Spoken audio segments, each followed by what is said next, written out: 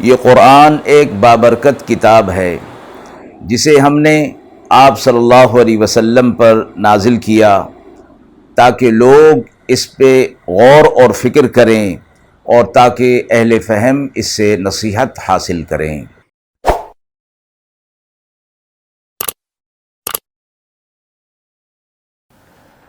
بسم اللہ الرحمن الرحیم۔ السلام علیکم ورحمۃ اللہ وبرکاتہ۔ ناظرین کرام، درس قرآن مجید کے آج کے اس پروگرام میں ہم سورۃ الاعراف کی آیت نمبر 157 کا ترجمہ اور تفسیر پیش کر رہے ہیں، اور آخر میں پوچھے گئے سوالات کے جوابات ہوں گے۔ اعوذ باللہ من الشیطان الرجیم، بسم اللہ الرحمن الرحیم۔ الذين يتبعون الرسول النبي الأمي الذي يجدونه مكتوبا عندهم في التوراة والإنجيل يأمرهم بالمعروف وينهاهم عن المنكر ويحل لهم الطيبات ويحرم عليهم الخبائث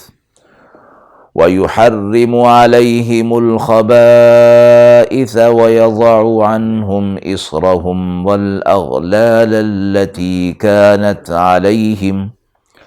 فالذين آمنوا به وعزروه ونصروه واتبعوا النور الذي أنزل معه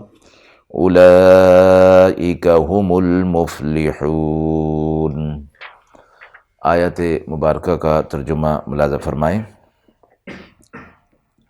وہ لوگ جو پیروی کرتے ہیں اس رسول کی جو نبی امی ہے، کہ جس کو وہ پاتے ہیں بطور نشانی کے لکھا ہوا اپنے پاس تورات میں اور انجیل میں، وہ حکم کرتا ہے انہیں نیک کاموں کا اور برے کاموں سے منع کرتا ہے، اور حلال کرتا ہے ان کے لیے سب پاکیزہ چیزیں، اور حرام کرتا ہے ان پر حرام چیزیں، اور ان پر سے اتارتا ہے ان کے بوجھ اور وہ قیدیں جو ان پر تھیں۔ سو جو لوگ اس پر ایمان لائے اور اس کی رفاقت کی اور اس کی مدد کی اور تابع ہوئے اس نور کے جو اس کے ساتھ نازل ہوا، وہی لوگ فلاح پانے والے ہیں۔ پچھلی آیت کے اختتام پر یہ فرمایا گیا تھا کہ اللہ تبارک و تعالی دنیا اور آخرت کی رحمت ان لوگوں کے لیے کرے گا، ان پر کرے گا جو تقوی اختیار کریں گے، زکوٰۃ دیں گے اور اللہ کے احکامات پر ایمان لائیں گے، ان پر یقین رکھیں گے۔ اس آیت مبارکہ میں ان لوگوں کی مزید صفات کا ذکر کیا گیا کہ وہ کون لوگ ہوں گے اور ان کے اعمال کیا ہوں گے۔ تو فرمایا کہ وہ لوگ ہوں گے جو پیروی کریں گے اس رسول کی جو نبی امی ہے، یعنی آپ صلی اللہ علیہ وسلم جو آخر میں آنے والی ہیں۔ آپ صلی اللہ علیہ وسلم کے القابات میں سے ایک لقب امی ہونے کا بھی ہے، جس کو فرمایا گیا، جس کا معنی ہوتا ہے کہ پڑھا لکھا نہ ہونا۔ اور آپ صلی اللہ علیہ وسلم کی صفات میں سے یہ صفت فرمائی گئی کہ آپ صلی اللہ علیہ وسلم کے پاس کوئی ایسے ذرائع نہیں تھے کہ جن سے آپ صلی اللہ علیہ وسلم کوئی تعلیم حاصل کر سکتے، اور تعلیم حاصل کیے بغیر، دنیا میں کوئی استاد ہوئے بغیر، آپ صلی اللہ علیہ وسلم انہی لوگوں میں 40 سال تک رہے مکہ میں، اور اس کے بعد جب اعلان نبوت فرمایا تو آپ صلی اللہ علیہ وسلم کی زبان مبارک سے فصاحت اور بلاغت سے بھرا ہوا کلام لوگوں کے سامنے پیش ہوا۔ اس وقت کے لوگ اہل عرب، فصاحت اور بلاغت ان کا ایک امتیاز ہوا کرتا تھا، اور وہ لوگ اس پر بہت نازاں ہوا کرتے تھے۔ تو آپ صلی اللہ علیہ وسلم نے کسی سے کوئی تعلیم حاصل نہیں کی، اللہ رب العزت سے براہ راست تعلیم حاصل کی، اور ایک وقت آیا کہ آپ صلی اللہ علیہ وسلم نے نہایت فصیح اور بلیغ کلام جو ہے وہ پیش کیا۔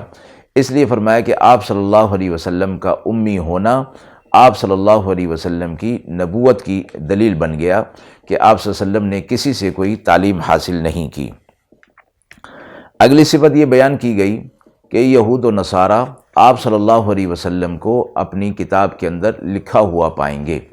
یہ نہیں فرمایا کہ آپ صلی اللہ علیہ وسلم کی نشانیاں وہ پائیں گے، بلکہ فرمایا کہ ایسا پائیں گے لکھا ہوا کہ آپ صلی اللہ علیہ وسلم کی نشانیاں ایسے واضح ہوں گی کہ وہ جب دیکھیں گے آپ صلی اللہ علیہ وسلم کو تو انہیں معلوم ہو جائے گا کہ یہ وہی بات ہے جو ان کی کتاب تورات اور انجیل کے اندر موجود تھی۔ اب تورات اور انجیل کا ذکر خصوصی طور پر کیا گیا کہ یہود و نصارہ صرف ان دو کتابوں کے قائل تھے، اور اس سے پہلے جو زبور گزری اس میں بھی آپ صلی اللہ علیہ وسلم کی نشانیاں موجود تھیں۔ تو فرمایا گیا کہ تورات اور انجیل کے اندر ایسی وضاحت کے ساتھ آپ صلی اللہ علیہ وسلم کی نشانیاں موجود تھیں کہ ان کو دیکھنا ایسا ہی ہے جیسا کہ آپ صلی اللہ علیہ وسلم کو دیکھ لینا، اس لیے فرمایا گیا کہ وہ لکھا ہوا پائیں گے اپنی کتاب کے اندر۔ آپ صلی اللہ علیہ وسلم کی ان نشانیوں کو دیکھنے کے بعد یہ فرمایا گیا کہ وہ اس پر ایمان لے آنا چاہیے انہیں، اور پھر آپ صلی اللہ علیہ وسلم کا اگلا جو کام فرمایا گیا کہ وہ آپ صلی اللہ علیہ وسلم انہیں یعنی نبی امی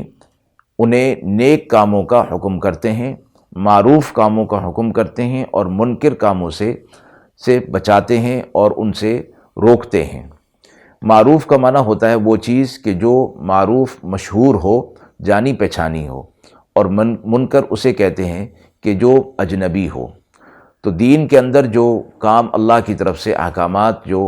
حکم کے طور پر دیے گئے انہیں معروف کہا جاتا ہے، یعنی وہ دین کے اندر جانے پہچانے ہوئے کام ہیں، اور منکرات کو منکر اس لیے کہا جاتا ہے کہ ان کا دین سے کوئی تعلق نہیں ہوتا، اس لیے ان سے اپنے آپ کو بچانا ضروری ہوتا ہے۔ آپ صلی اللہ علیہ وسلم خاتم الانبیاء کی جو صفات تورات اور انجیل کے اندر موجود تھیں ان کا کچھ ذکر یہاں پر فرمایا گیا، اور ورنہ بہت ساری صفات جو وہاں بیان ہوئی ہیں احادیث میں ان کا ذکر موجود ہے۔ چونکہ تورات اور انجیل کے اندر نشانیاں موجود تھیں تو ایسے بھی لوگ موجود تھے یہود و نصارہ میں جنہوں نے آپ صلی اللہ علیہ وسلم کی ان نشانیوں کو وہاں اپنی کتاب کے اندر دیکھا، اور آپ صلی اللہ علیہ وسلم میں وہ نشانیاں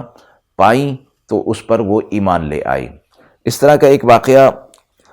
مذکور ہے احادیث میں کہ حضرت علی رضی اللہ تعالیٰ عنہ فرماتے ہیں کہ رسول اللہ صلی اللہ علیہ وسلم کے ذمہ یہودی کا ایک قرض تھا۔ اس نے آ کر آپ صلی اللہ علیہ وسلم سے قرض مانگا۔ آپ نے فرمایا کہ اس وقت میرے پاس نہیں، مجھے کچھ مہلت دو۔ یہودی نے شدت کے ساتھ مطالبہ کیا اور کہا کہ میں اس وقت تک آپ کو نہیں چھوڑوں گا جب تک کہ آپ میرا قرض ادا نہیں کر دیں گے۔ آپ صلی اللہ علیہ وسلم نے فرمایا ٹھیک ہے، یہ تمہیں اختیار ہے، میں تمہارے پاس بیٹھ جاؤں گا جب تک کہ تمہارا قرض ادا نہیں ہوتا۔ آپ صلی اللہ علیہ وسلم وہاں تشریف فرما ہوئے، ظہر، عصر، مغرب، عشاء، اور پھر اگلی صبح فجر کی نماز بھی وہیں ادا فرمائی۔ صحابہ اکرام یہ ماجرا دیکھ رہے تھے، رنجیدہ ہوئے اور چاہتے تھے کہ یہودی آپ صلی اللہ علیہ وسلم کو چھوڑ دے۔ آپ صلی اللہ علیہ وسلم نے حضرات صحابہ اکرام کے اس طریقے کو بھانپ لیا اور صحابہ اکرام سے پوچھا کہ تم یہ کیا کرتے ہو؟ انہوں نے عرض کیا اللہ کے رسول صلی اللہ علیہ وسلم ہم یہ کیسے برداشت کریں کہ ایک یہودی آپ کو قید کرے؟ آپ صلی اللہ علیہ وسلم نے فرمایا کہ مجھے اللہ نے منع فرمایا ہے کہ کسی معاہد وغیرہ پر ظلم کروں، یعنی کسی کے ساتھ کوئی معاہدہ ہوا ہے اور یہ قرض میرا ایک معاہدہ تھا، اس لیے میں ایسا ہی کروں گا۔ یہودی یہ سب ماجرا دیکھ رہا تھا۔ صبح ہوتے ہی یہودی نے کلمہ پڑھ لیا اور ایمان لے آیا، اور اس نے کہا کہ میں اپنا آدھا مال اللہ کی راہ میں دیتا ہوں، اور اس نے قسم کھا کر کہا کہ جو کچھ میں نے کیا صرف امتحان کی غرض سے تھا، اس لیے کہ ہماری کتاب کے اندر جو آپ کی نشانیاں موجود ہیں، جو صفات بتائی گئی ہیں، وہ میں دیکھنا چاہتا تھا کہ صحیح طور پر آپ کے اندر موجود ہیں یا نہیں ہیں۔ تو اس نے کہا کہ تورات میں آپ کے متعلق میں نے یہ الفاظ پڑھے ہیں، محمد بن عبداللہ ان کی ولادت مکہ میں ہوگی اور ہجرت مدینہ کی طرف کریں گے، اور ملک ان کا شام ہوگا، وہ نہ سخت مزاج ہوں گے، نہ سخت بات کرنے والے ہوں گے، اور نہ بازاروں میں شور کرنے والے ہوں گے، فحش اور بے حیائی کے کاموں سے وہ دور رہیں گے۔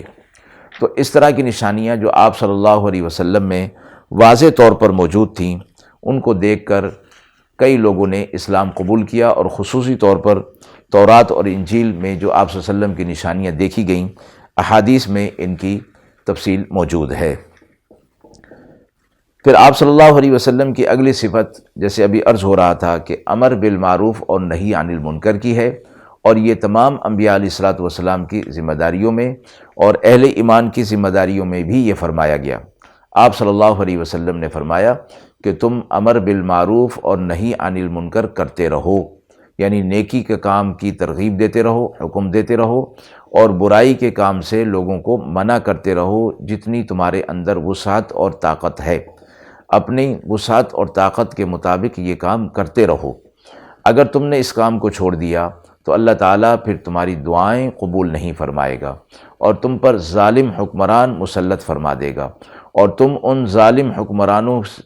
سے مقابلے کے لیے یا ان سے نجات کے لیے تم اللہ سے دعا کرو گے تو تمہاری دعا قبول نہیں کی جائے گی۔ اس کے بعد دوسری صفت یہ بیان کی گئی کہ آپ صلی اللہ علیہ وسلم ان کے لیے پسندیدہ اور پاکیزہ چیزیں حلال کرتے ہیں۔ اللہ رب العزت نے بعض چیزیں یہود و نصارہ پر جو کہ حلال تھیں، ان پر سزا کے طور پر ان کو حرام کر دیا گیا تھا، حقیقتاً وہ حلال تھیں۔ اللہ رب العزت نے اس شریعت میں ان کو حلال کیا گیا فرمایا، اور اسی طرح یعنی یہ فرمایا کہ وہ جو پاکیزہ چیزیں ہیں ان کی طرف نشاندہی کی گئی کہ وہ حلال ہیں، ان کو اپنے طور پر وہ حرام نہیں کر سکتے۔ اگلی صفت فرمائی گئی وَيَضَعُ عَنْهُمْ إِصْرَهُمْ وَالْأَغْلَالَ الَّتِي كَانَتْ عَلَيْهِمْ، اور ان پر سے وہ بوجھ اتار دیتے ہیں اور قیدیں جو ان پر تھیں۔ پہلی شریعتوں میں احکامات کچھ سخت دیے گئے تھے، اور وہ احکامات جو مشکل تھے اس شریعت کے اندر وہ احکامات ختم کر دیے گئے، یعنی ان کے اوپر جو سختی تھی وہ مٹا دی گئی۔ شریعت کے احکامات کو آسان کر دیا گیا، اس لیے کہ اس شریعت کو قیامت تک باقی رہنا تھا۔ زمان اور مکان حالات کے اعتبار سے اس شریعت کے احکامات میں لچک رکھی گئی ہے۔ جیسے پہلی شریعتوں میں یہ تھا کہ کپڑا ناپاک ہو جائے تو اسے دھونے کی کوئی ترتیب نہیں تھی، بلکہ اس کو وہاں سے کاٹنا پڑتا تھا۔ اسی طرح اگر جسم ناپاک ہو جاتا تو اس کو پتھر یا لکڑی پر رگڑا جاتا یہاں تک کہ اس سے خون جاری ہو جایا کرتا تھا۔ مال غنیمت پچھلی امتوں پر حلال نہیں تھا، بلکہ اس کو ایک اونچی جگہ پر رکھ دیا جاتا، آسمان سے ایک آگ آتی اور اسے جلا دیا کرتی تھی۔ اور اسی طرح جن اعضاء سے کوئی گناہ صادر ہوتا تھا ان اعضاء کو کاٹ دینا واجب تھا۔ اسی طرح قتل جو کہ خطا کے طور پر ہو یا عمدن ہو، دونوں صورتوں میں قصاص یعنی قاتل کا قتل کرنا ضروری تھا، خون بہا اور دیت کا کوئی قانون نہیں تھا وغیرہ۔ اس طرح کے جو مشکل احکامات تھے اللہ رب العزت نے اس شریعت میں آسان فرما دیے، اور کپڑا ناپاک ہو جائے تو دھو لینا کافی ہے۔ اسی طرح جس جگہ نجاست لگی ہو اس کو بھی دھو دینا کافی ہے، اور جسم پر جو نجاست لگ جائے اس کو بھی دھو دینا کافی ہے۔ مال غنیمت اس امت کے لیے حلال کر دیا گیا، بلکہ اس کو طیب کہا، یعنی انتہائی پاکیزہ۔ اور قتل خطا کی صورت میں فرمایا کہ خون بہا یا دیت کا قانون عطا فرمایا گیا کہ اس طرح دے کر اس کو قتل سے بچایا جا سکتا ہے۔ اس کو یہ فرمایا کہ یہ ایسی قیدیں تھیں جو ان کے اوپر بوجھ بنی ہوئی تھی، تو اللہ رب العزت نے ان کو آسان کر دیا اور مشقت ہٹا دی تاکہ گمراہی کا اندیشہ نہ رہے۔ حدیث مبارکہ میں فرمایا گیا الدین یسر، یعنی دین آسان ہے۔ قرآن مجید میں فرمایا گیا وما جعل علیکم فی الدین من حرج، دین میں کوئی ایسی چیز نہیں جو تم پر تنگی کا باعث بنے یا حرج کا باعث بنے۔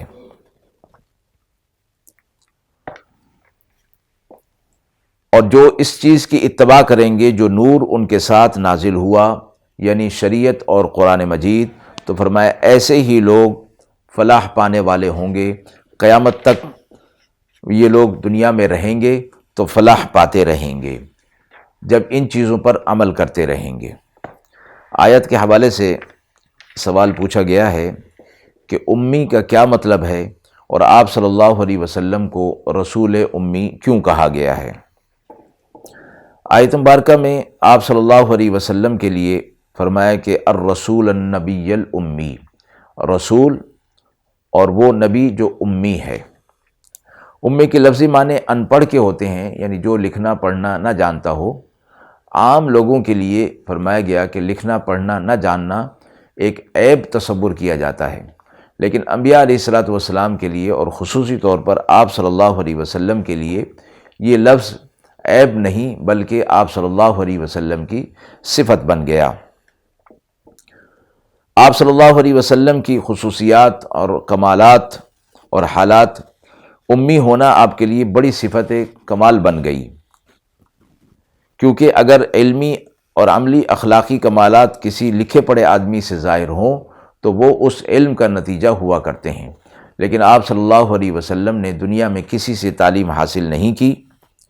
اور یہ ایسا معجزہ ہے کہ اللہ رب العزت نے آپ صلی اللہ علیہ وسلم کو براہ راست اپنی طرف سے علوم عطا فرمائے، اور یہ ایسی چیز ہے کہ اس سے ایک مخالف بھی آپ صلی اللہ علیہ وسلم کی اس چیز کو دیکھتے ہوئے وہ اقرار کر سکتا ہے کہ جس نے کچھ نہیں پڑھا اور اس سے ایسا فصاحت اور بلاغت سے بھرا ہوا کلام پیش ہونا، یہ معجزے کے سوا اور کچھ نہیں ہو سکتا کہ ساری دنیا اس سے عاجز ہو گئی۔ اس لیے امی ہونا اگرچہ دوسروں کے لیے کوئی صفت کی بات نہیں، مگر رسول اللہ صلی اللہ علیہ وسلم کے لیے ایک بڑی صفت کی بات ہے، اس لیے آپ صلی اللہ علیہ وسلم کو امی کہا گیا۔ دوسری بات یہ کہ دنیا کے اندر کسی نبی کا